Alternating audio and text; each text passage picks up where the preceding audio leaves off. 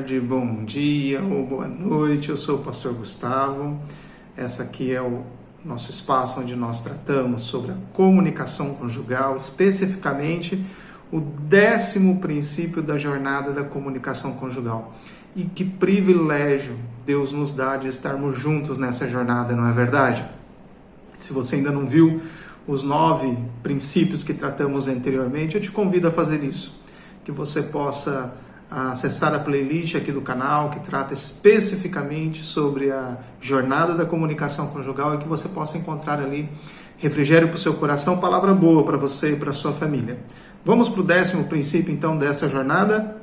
Te convido, então, a pensar comigo sobre o último princípio da jornada da comunicação conjugal.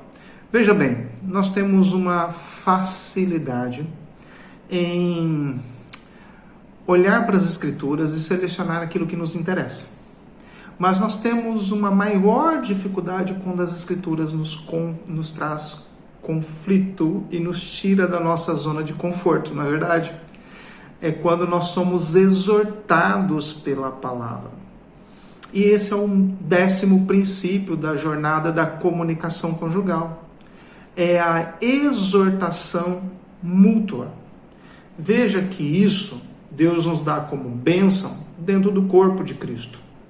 É nos exortarmos mutuamente como igreja. Nós já estamos adaptados a falar isso no ambiente da nossa teologia da igreja, do convívio entre irmãos. Mas o que seria isso então aplicado ao lar? Será que exortando um ao outro nós ferimos outros princípios? Porque queremos praticar a exortação mútua, mas ignoramos outros princípios e tentando fazer aquilo que é uma exortação mútua, ignoramos outros princípios que devem ser considerados nessa exortação? E a minha resposta é que sim. Nós normalmente, quando queremos nos exortar mutuamente, acabamos ferindo princípios bíblicos. Vou dar um exemplo aqui. Nós temos o princípio da sujeição ou da submissão conjugal. O marido como cabeça, a mulher como auxiliadora, e nós temos papéis para ambos. Né? Mas na exortação mútua, por mais que a exortação possa ter um ambiente legítimo, imagine uma mulher que está chamando a atenção do seu marido com relação ao abandono que ele está tendo no cuidado para com o lar. Mais especificamente no cuidado com a estrutura do lar. Então o lar está passando a ter um descaso. Outras coisas estão tendo prioridade e aquilo que seriam reparos básicos da casa estão ficando de lado. E esse marido então não está tendo um zelo, um cuidado para com a sua casa. Né? Então essa mulher exorta o seu marido na necessidade que ele precisa ter de olhar para o seu lar, de cuidar da sua casa, de tornar o ambiente onde eles estão residindo e morando, aquele ambiente que eles chamam de casa, para que ela possa ser cuidada da forma devida. Mas ela pode fazer isso de uma forma bíblica, ela pode fazer isso de uma forma santa, justa e piedosa, ou ela pode fazer isso de uma forma agressiva, irresponsável, fora da hora devida, pode fazer isso tratando o seu esposo sem os devidos cuidados que as Escrituras estabelecem. A mesma coisa do marido em relação à sua mulher. Vamos imaginar uma mulher aqui que, na sua relação de obrigações que ela possui, os trabalhos fora de casa, os trabalhos dentro de casa, a educação dos filhos, o zelo pela casa, ela também vem a falhar em uma dessas tarefas. Né? Então imagine uma mulher aí que não está dando a devida atenção aos seus filhos. Vamos imaginar isso daqui. E aí que o seu marido a exorte para que ela dê a devida atenção a uma determinada situação dos filhos.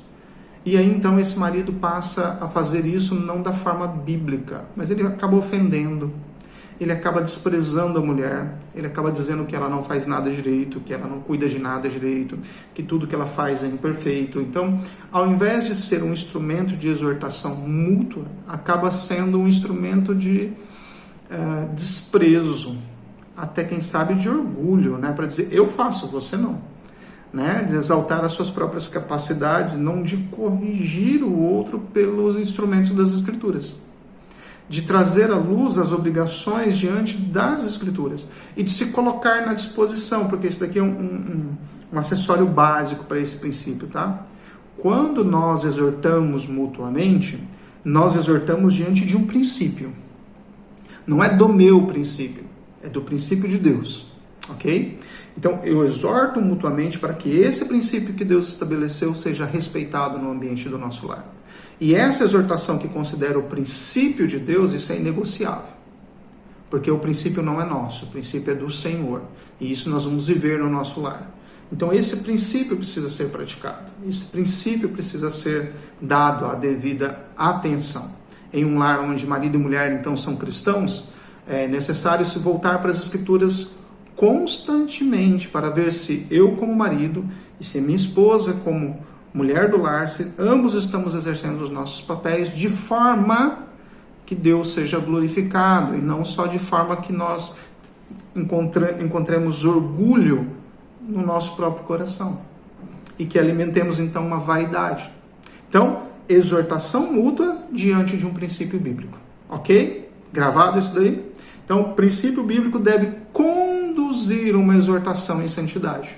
Então, o princípio é correto, mas a exortação que leva em consideração um princípio correto pode ser feita de forma errada. Então, nós devemos fazer essa exortação por um princípio certo, pelos caminhos bíblicos. Quer dizer, eu posso exortar alguém a prestar atenção em um princípio bíblico de forma que eu considere o que as Escrituras diz, o que elas estão dizendo acerca de como eu devo chamar a atenção do meu irmão. Trazer ele a pensar sobre aquele princípio que está sendo ferido, quebrado, violado, para que nós possamos viver como família do pacto, família da aliança, e para que nós não venhamos a ferir esta aliança. Ok? Até aí? Bom, diante então de um princípio correto, diante então de uma exortação correta, qual o outro problema que pode acontecer aí? O que pode acontecer é nós alimentarmos no nosso coração uma visão muito elevada do nosso relacionamento. E aí desconsiderarmos que, mesmo tendo esses cuidados, nós podemos ter problemas. Problemas porque nós ainda vivemos em um mundo pecador, problemas porque ainda somos imperfeitos, problemas porque estes problemas que estão no mundo e que nos afetam, muitas vezes nós não temos a visão de como lidar com ele de uma forma santa, bíblica, orientada. E mesmo tendo uma visão santa, bíblica e orientada, não significa que os problemas deixarão de existir. O que muda então, Gustavo? O que muda não são os problemas existirem ou não. O que muda é a forma como eu vou lidar com eles. Como eu vou responder, em específico nesse momento, aos desvios que minha esposa ou que eu temos dos princípios que Deus estabeleceu.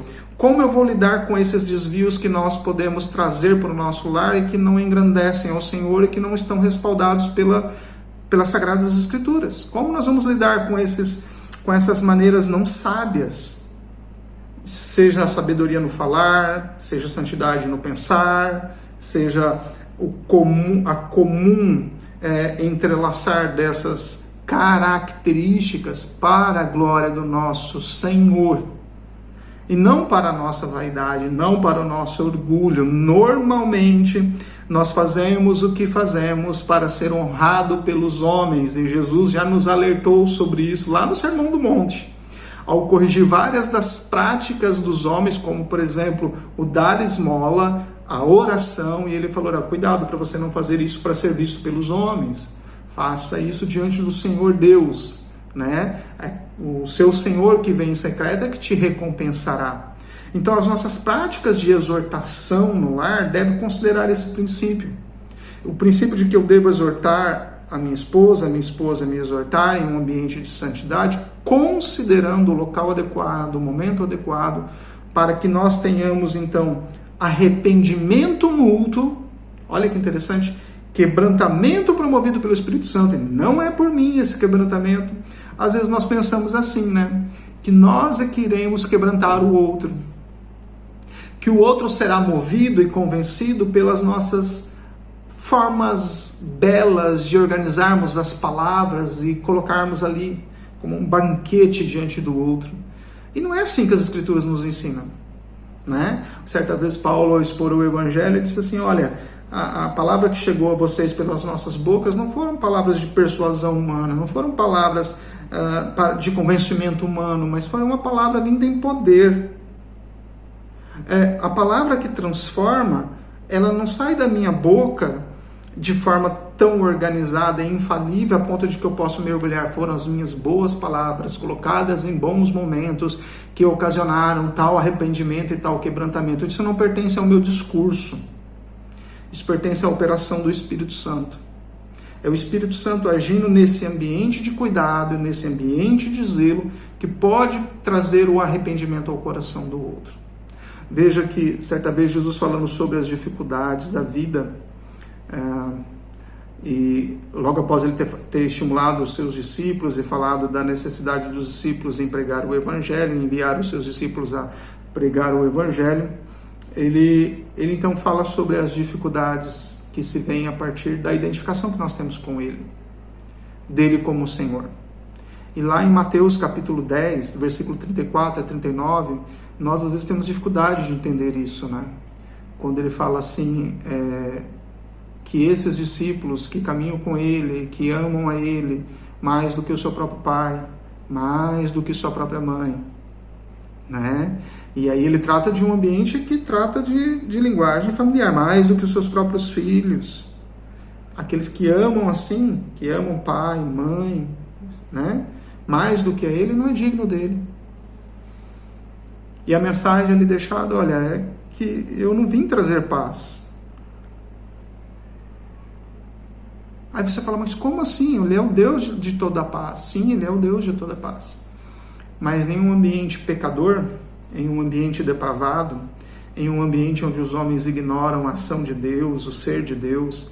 Imagina aí, irmãos, lá da igreja primitiva, né? Mulher santa e piedosa, casada com um marido profano, que não se dobrava e não se arrependia diante do Senhor das suas próprias obras e nem confessava os seus próprios pecados.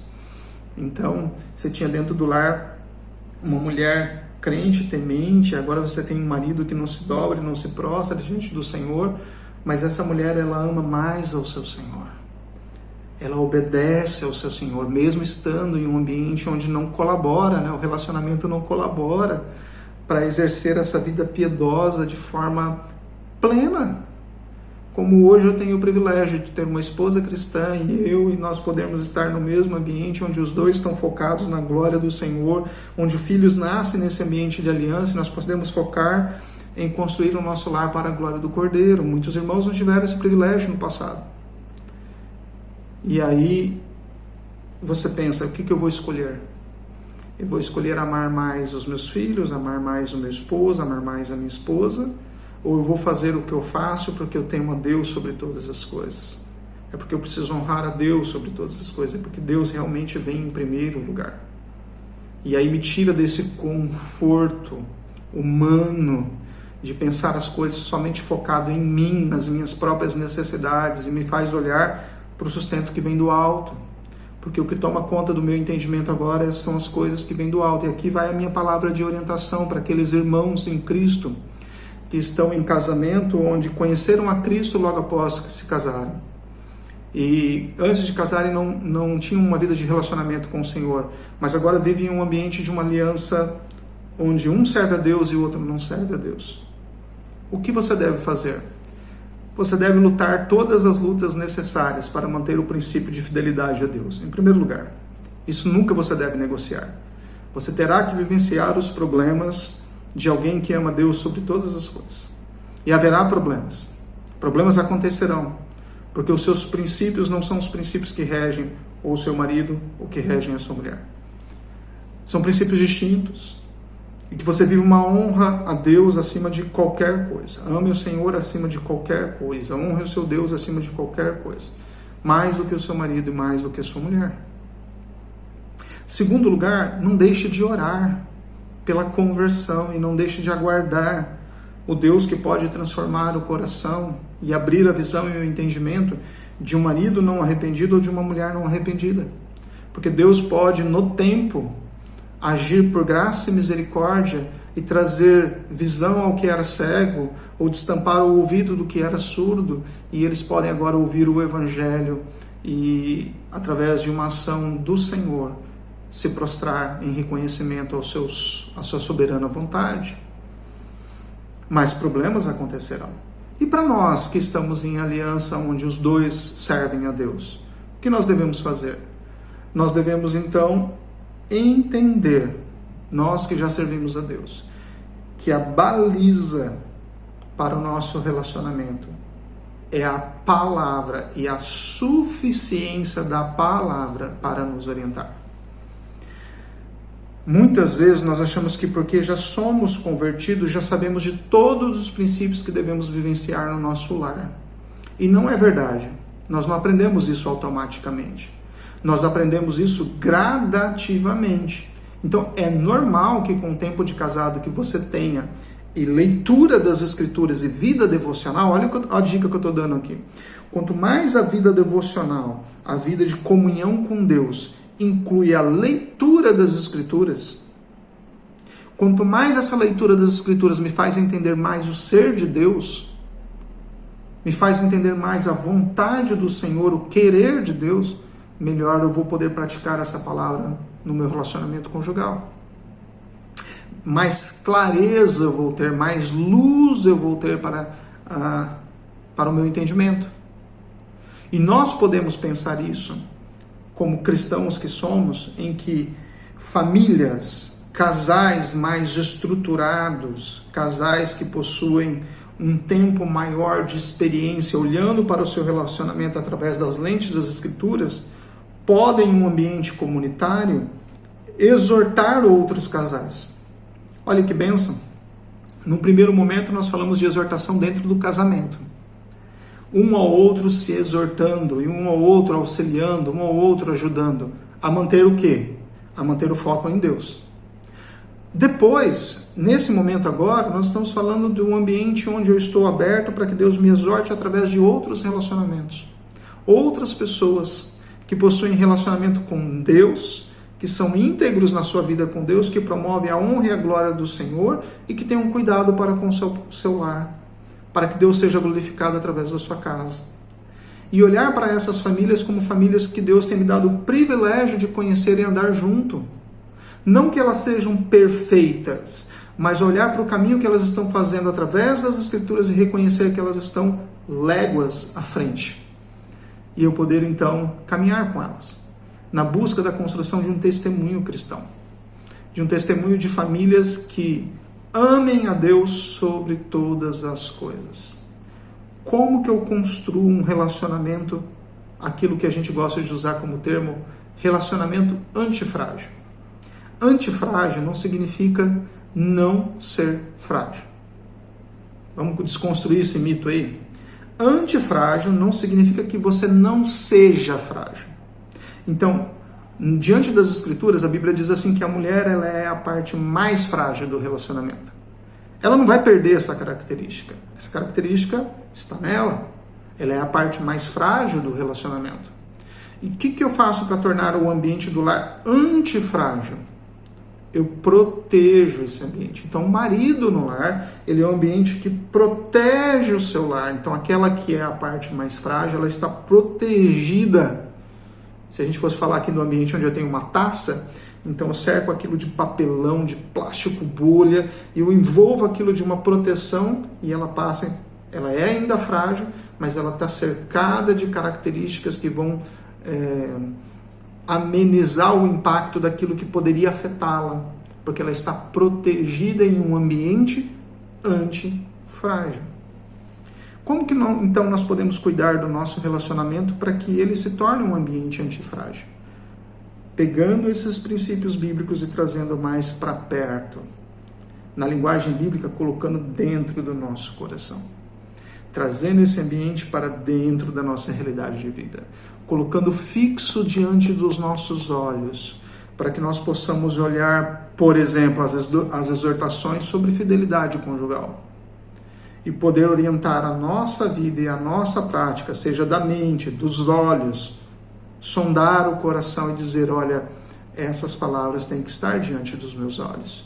porque este é um princípio bíblico, esse é um princípio de Deus para nós, e eu não posso negociar esse princípio no ambiente do meu relacionamento matrimonial.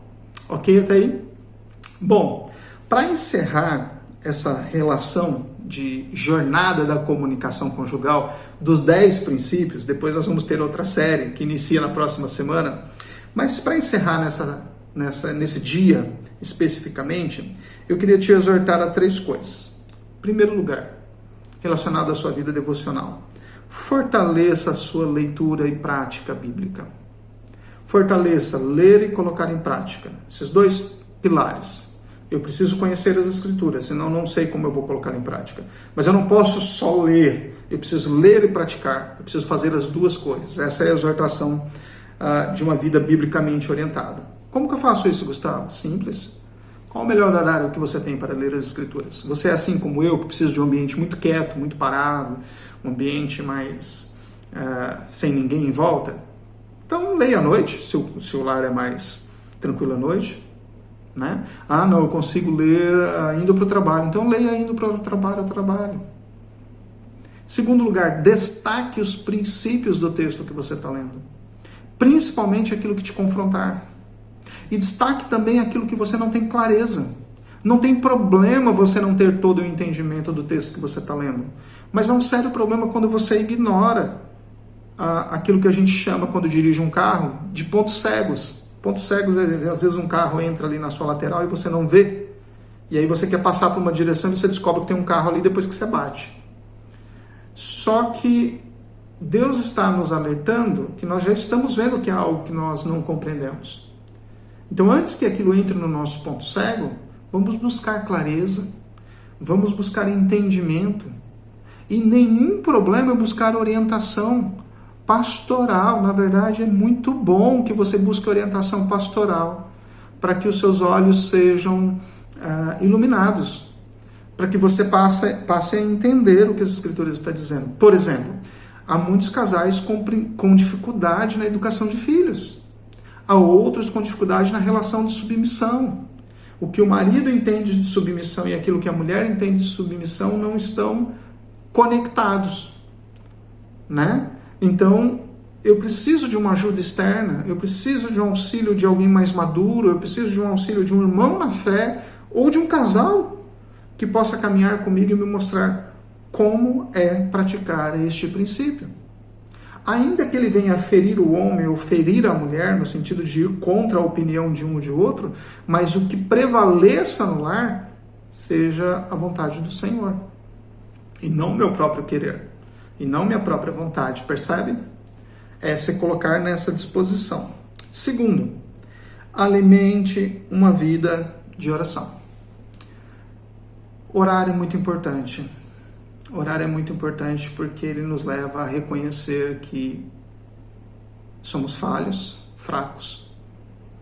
Somos levados a reconhecer que Deus é grande, que Ele é poderoso.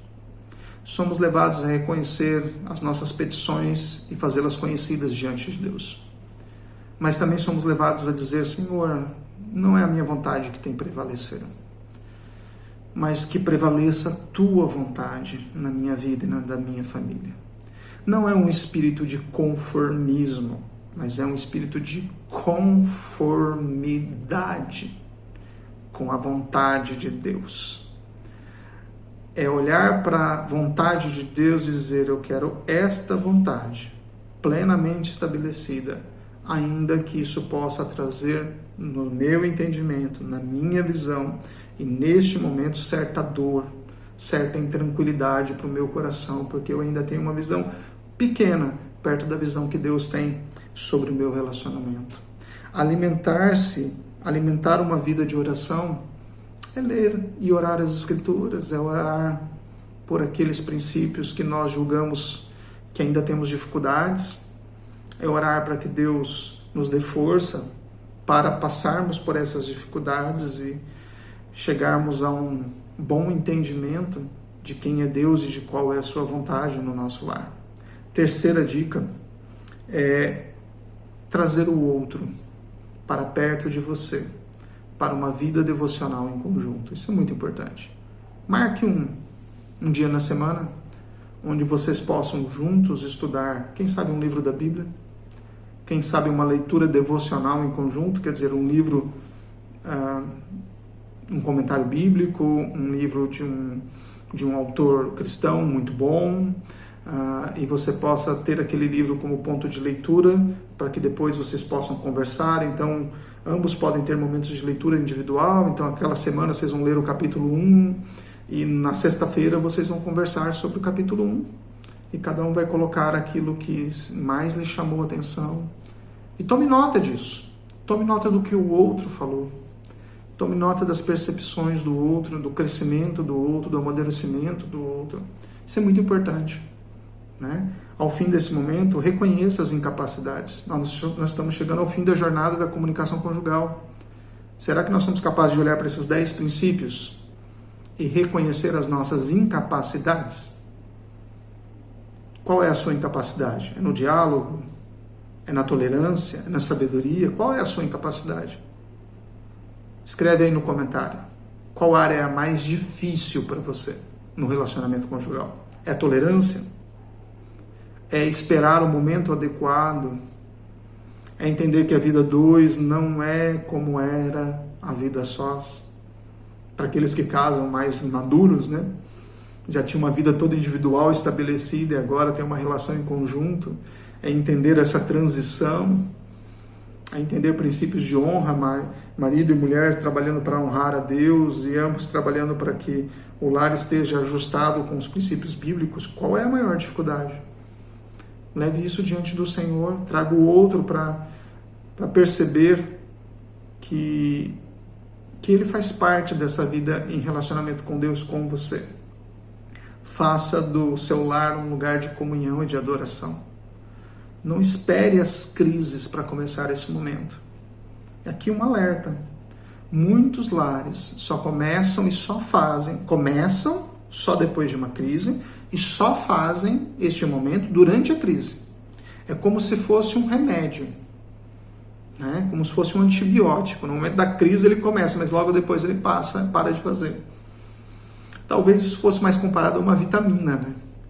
Algo que te fortalece, que te mantém íntegro, que te ajuda na sua supervisão do coração e que você toma todos os dias e que no momento que vem as crises você vai sentir o barco balançar, você vai sentir a casa sacudir, mas você tem princípios ali que te ajudam a passar por esse momento de dificuldade, você tem irmãos na fé com o qual você já se relaciona, mas você não busca se relacionar com eles só no momento de interesse, só no momento de fragilidade, só no momento de dificuldade do lar.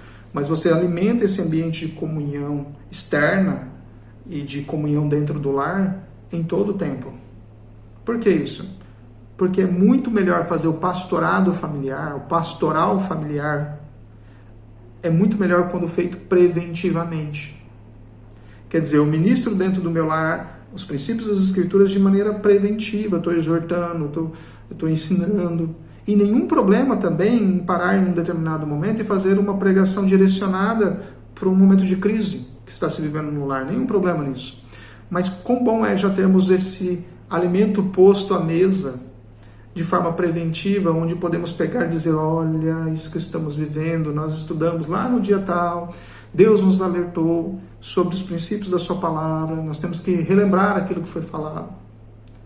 Então é importante ter um diário do seu devocional, um diário da reflexão conjugal. É importante entender isso. Ah, Gustavo, mas o outro não quer fazer junto. Nenhum problema. Faça você. Faça a sua caminhada com Deus, o seu relacionamento com o Senhor, e quando o outro estiver aberto, faça junto com o outro, porque às vezes o marido ou a esposa não querem fazer ainda, não entenderam a vida cristã, ainda não se converteram verdadeiramente ao Senhor, né? Então você não pode abrir mão de se alimentar enquanto o outro não está se alimentando. Você tem que se alimentar adequadamente.